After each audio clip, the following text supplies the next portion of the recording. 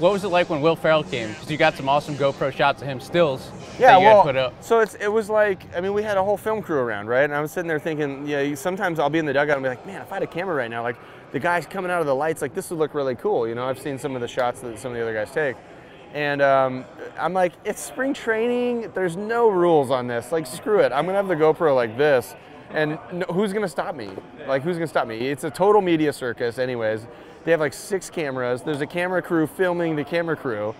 I mean, it's like, forget it. I'm just going to take my GoPro in there. Right. Yeah. So that's the next thing I want to do is take my GoPro out, like during batting practice, like regular batting practice, and just put it in my pocket. And then when, you know, you're out there, take a photo of the guy in his sunglasses with the light good. Because, you know, his mom might want that, or his girlfriend, or, you know, whatever. So I feel like I provide a sort of hood rat service, photo service for my teammates in that regard. So are you much into the iPhone game or whatever sort of cell phone game for Instagram or any of that stuff and the filters, you know? Yeah, I mean, my buddy Mike, the shark photographer guy, he's actually got his own app, so like I edit on that.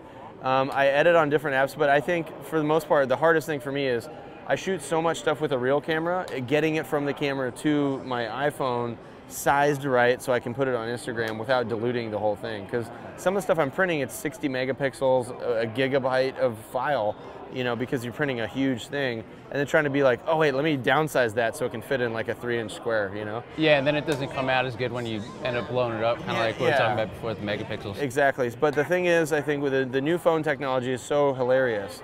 You think about where we were 10 years ago, and people were like, whoa, camera phones? What? You know? And now it's like, oh, your camera phone's only 5 inches across? Like, oh, Instagram must be terrible for you. So, you know, it's come a long way, and a lot of the apps now are with videos, and that's the one thing for me, the video thing. I love shooting the video, but I cannot put myself to edit it. That's why so much of my GoPro stuff is just archived. I want to hire somebody to come in and, like, you know, edit my GoPro videos, because I have hours and hours and hours of it, but I just, I'd much rather edit a photo, going through all the video and be like, oh, I need this angle and this cut and the music like this. I mean, you become a perfectionist and you never get done. Yeah, so. Plus with your hands dipped in everything else, I'm sure it's probably hard enough as it is. And my wife will be like, are you serious? You know what I mean? Like, come on, it's 2 a.m., let's go to bed. I'm like, all right, fine, whatever. You know. All right, so sitting here with this camera, with this iPhone, how would you, like, First of all, it's always sideways. You always shoot sideways. Always sideways. Yeah, the second thing is if you can backlight somebody, then it adds a cool effect. So we have the lights up here on top of the stadium. Okay. So you're going to want to shoot below somebody up into the lights a little bit, and that's going to give you a dramatic effect, which is what we're looking for. And then also gives you that isolation technique where you can block out the person and then the background can fade. And that's the thing. If you shoot, sometimes iPhones are great because they're such a wide lens that you can get all of Yankee Stadium, you know, from low, and it'll look really neat, like a old school movie poster or something like that. But it looks even better with a person in it for scale, and it's kind of hard to walk 40 feet away and be like, wait, no, stand right there and shoot it. So shooting up close and with the subject in the background is actually a more personal thing, and it actually looks more like a, you know, like a Batman movie or something like that. Yeah. It gives you that drama. Yeah, then you could edit it afterwards. Then all you need is just put that bass on there. Bom, ba-ba-bom. You know, then it's like, whoa, Bane's coming through somewhere, you know? So in this position. Yeah. This is actually a good spot because we're low. So, you know, you're going to be shooting, let's get the camera up here, or get my thing.